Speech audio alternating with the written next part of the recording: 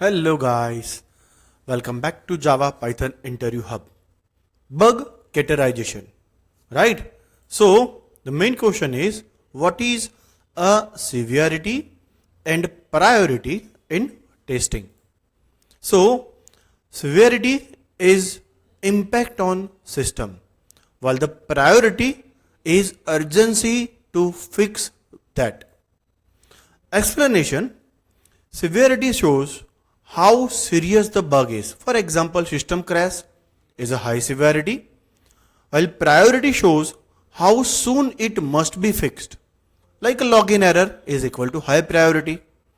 For example, a spelling mistake, low severity but high priority. Managed by testers and project leads for smooth delivery.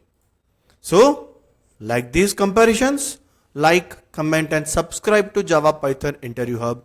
Thank you very much guys.